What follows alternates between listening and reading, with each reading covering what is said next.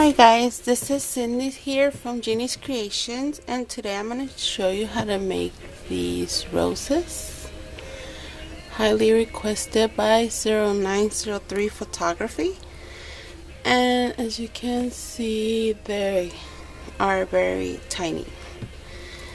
And these I made with cold porcelain, and cold porcelain shrinks, so I made them a little bit bigger than what you see there. And just to show you an example of how much it shrinks, this is a mold I used to make one of the bracelets with, and I used cold porcelain, so that's how much it shrinks.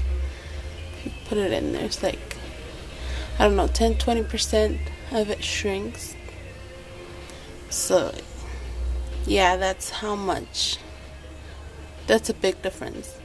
So if you want to make a tiny little rose, you make it probably like this big, and it'll shrink up to this. It depends. Okay, so let's get started. And I most of the time use pink.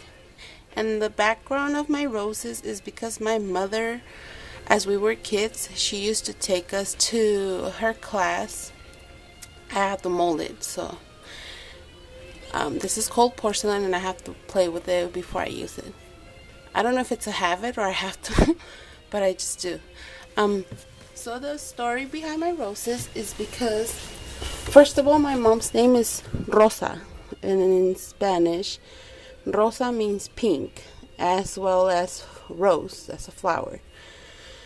So I don't know why every time I see a pink rose, it reminds me of my mom, because it means both things. It means pink rose in Spanish, rosa rosa. I don't know. And I just, she used to take me to her class, and it was called migajon. Migajon is bread dough, and how they will make it is they will take all the crust around from the white bread, and then they'll shred the bread, and then they'll put glue, Elmer's glue, and lemon drops, and then they'll just mix it, and then it'll form a paste. I remember this, I don't know, I was probably like 5 or 6 years old, and I remember her doing it. And all they made, she would take us to her class, and all they would make was flowers. And I remember all of that, so that's how I began to make roses. But then I started making them when I was a kid. And then I'll make my own migajon, and my mom would just look at me like, you're wasting food. But that's how I saw her. So, and then by years, just roses remind me of my mother a lot, and especially pink ones. So that's one of my favorite flowers. So the way I make my roses, towards the years, I've improved. And what I do is I make a little ball.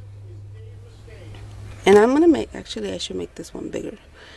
So make a little ball, and then you squeeze it. And our fingers have like a oval shape, like a dome type of shape.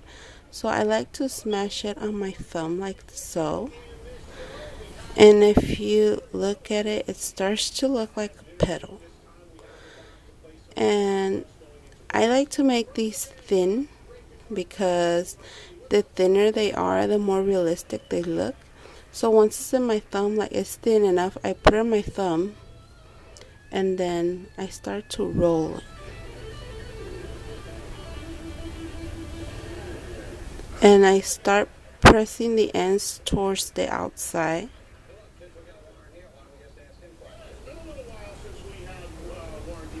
Not all of them, but just a few here and there. And that is the beginning of my rose. So that's that. And then you put that aside, and then you keep grabbing smaller balls, like make little balls, and just keep repeating the same technique over and over. And roses are not perfect. I don't see anything in life that might be perfect. And so that's how I get Some of my roses are like torn from the sides, like the petals. Because if you look at roses, that's how they tend to look. So if they break from the edges, that's fine. So you squeeze that and then you soften it. I don't like the fingerprints, so I like rubbing it. And I should be using gloves for these. So you see how in the edge it's not a perfect round, and it's okay, it doesn't really matter. And then you just put it on the side of your rose,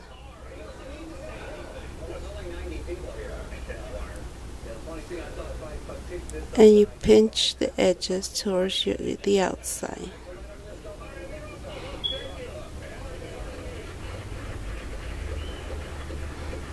And you got your first petal.